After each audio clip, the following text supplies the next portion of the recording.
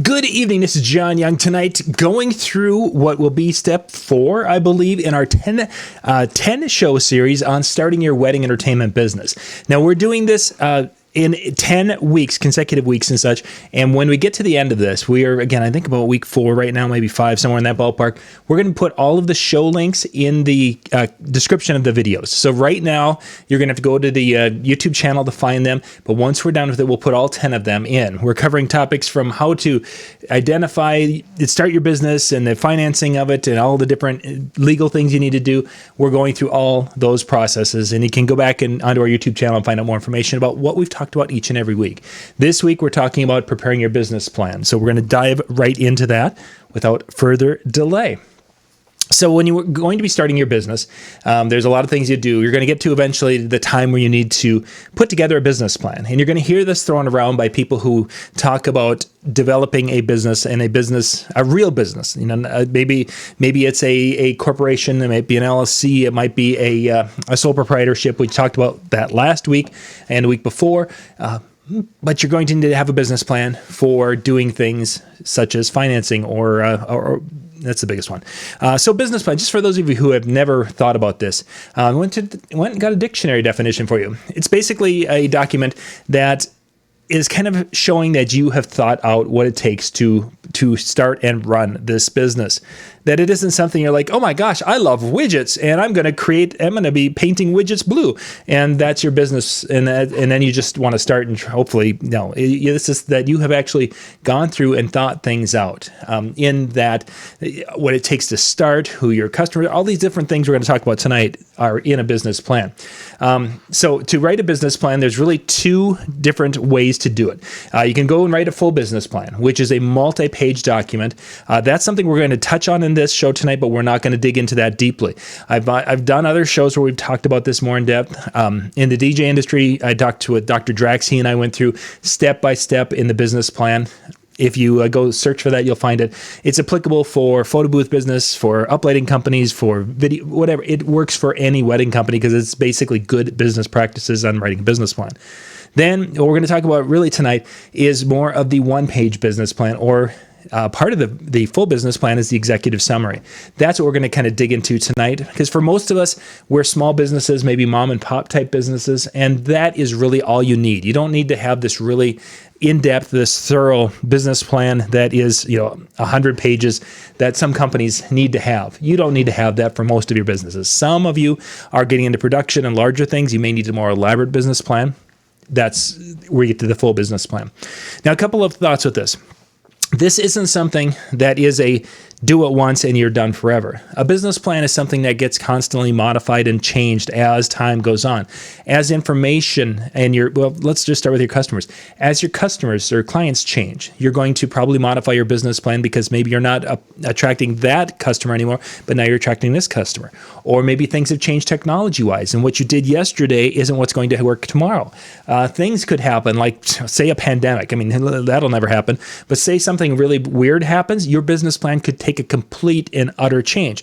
Your business plan might change for a period of time, that you need to change it for this window of time before you get back to the original business plan. There's so many possibilities out there.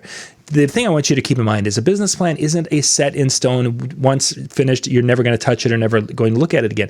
It's a living document that will be changed and modified and really adjusted as things go to be the most successful for you as a tool for running your business.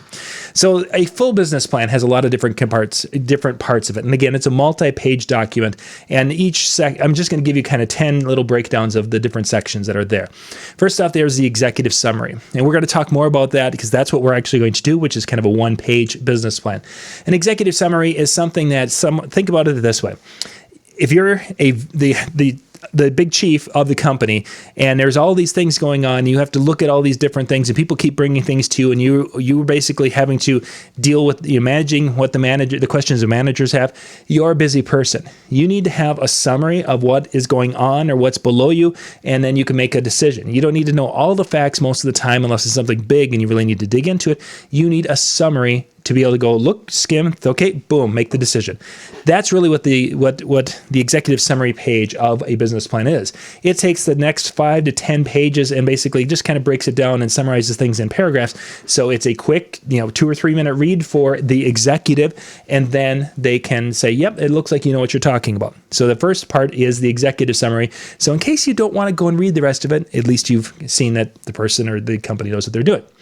So when you continue on, the next page is going to be talking kind of a company description. It's going to go into, what is the company, the type of company it is. It's going to deal with a lot of the different variables of what services and things they're going to provide.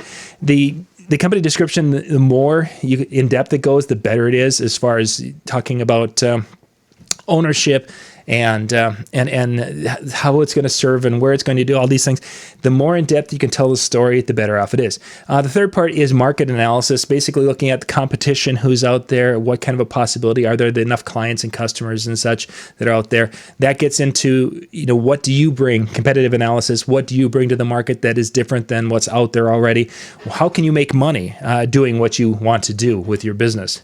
Then you're going to talk about your management and your organizational structure. Your ownership is obviously going to be discussed in here. How are you going to handle, what's the hierarchy? We've got the boss, we've got managers that are going to do that, and then we have the people all those different aspects are going to be talked about in that part of it. Then you're going to talk about your product and services. What are you going to be offering for services out there that will kind of go through and talk about that are aimed towards your main client, the type of client you want to service. A marketing plan, how are you going to get the word out there that you exist, and how are you going to get that out to the people who are going to be the ones that want to buy your products and services. Sales strategy, talking again about this is going to be getting into pricing and how you sell it. Are you packaging things? Are you selling it all? Is it buy one get two free? Those types of things are going to be kind of starting to delve into in that sales strategy.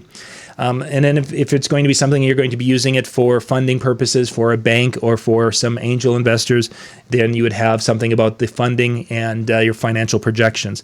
Funding, okay, I'm going to need X number of dollars to start, and it might be something that I'm going to provide, but you need to account for that because businesses generally don't start on, $5 or they're not making sales.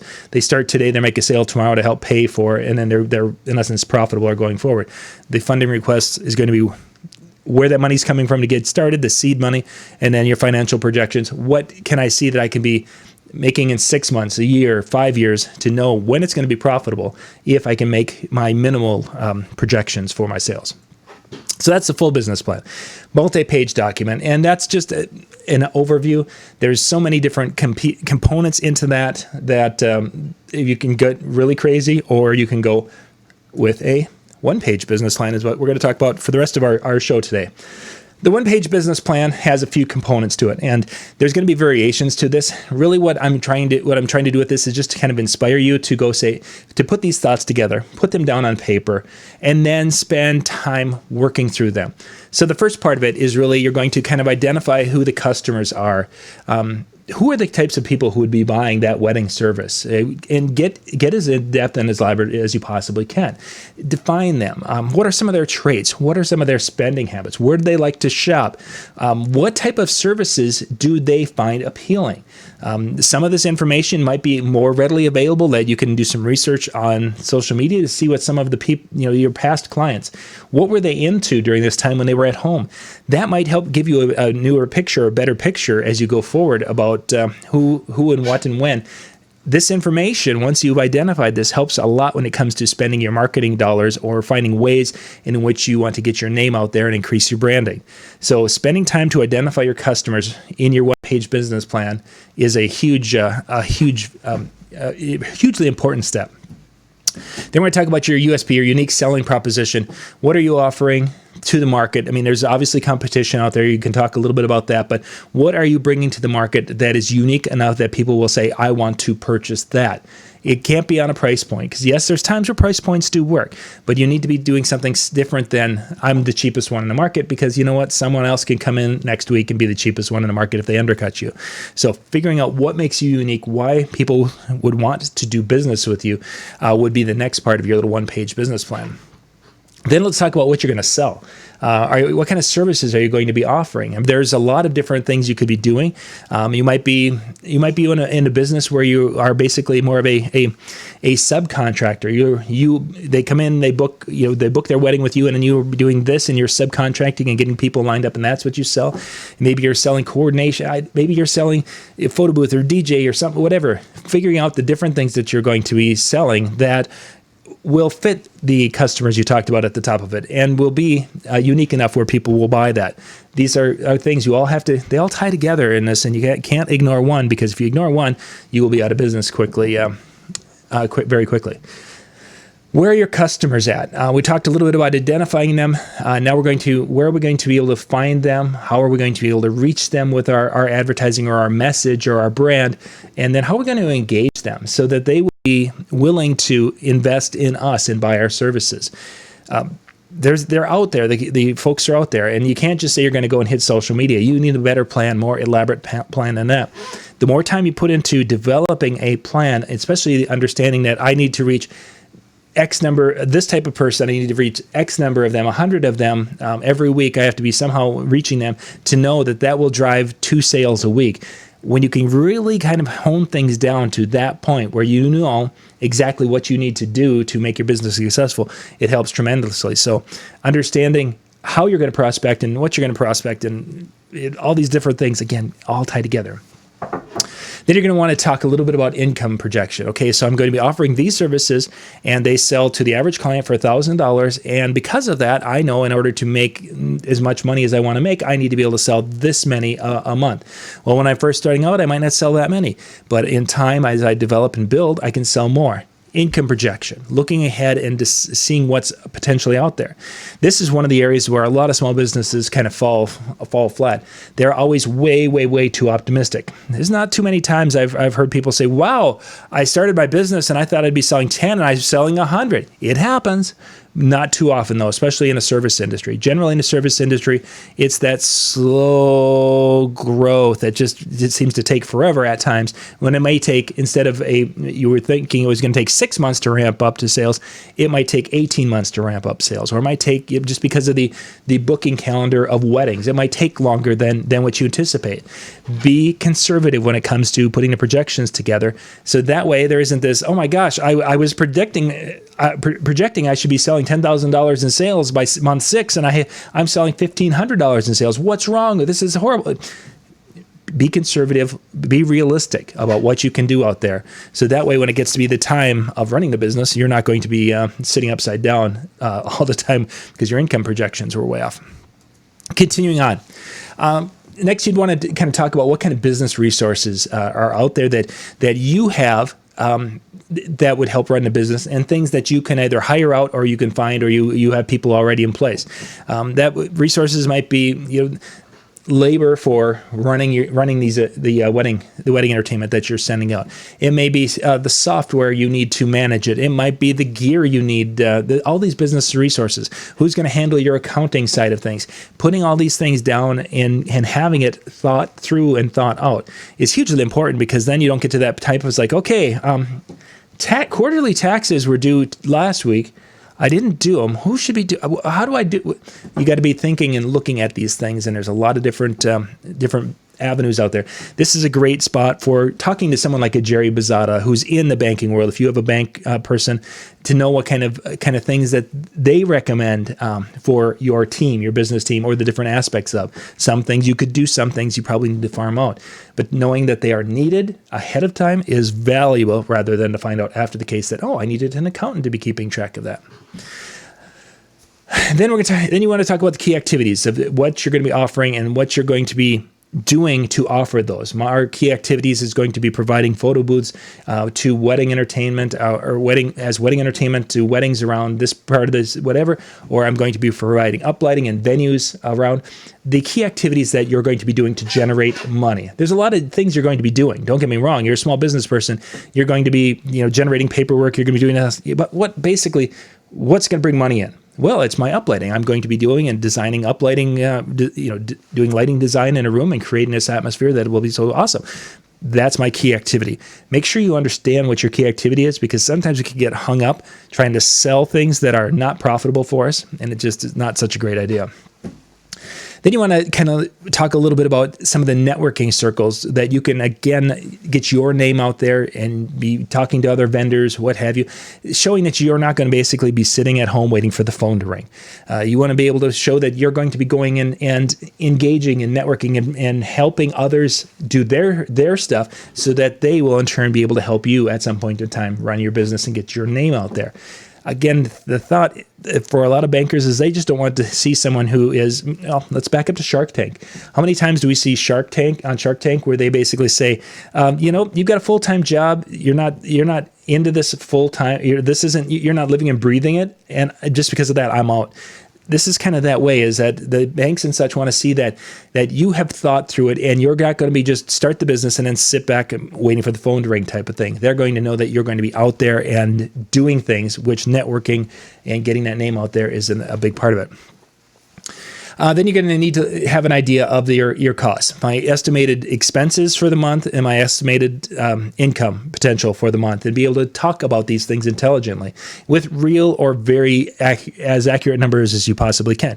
I know my electric is this, my rent is this, my insurance is this, my labor will be this, my income will hopefully be this, and obviously labor, these things all correlate, but there's going to be some hard expenses that are there regardless of your sales, and then there's going to be expenses with that.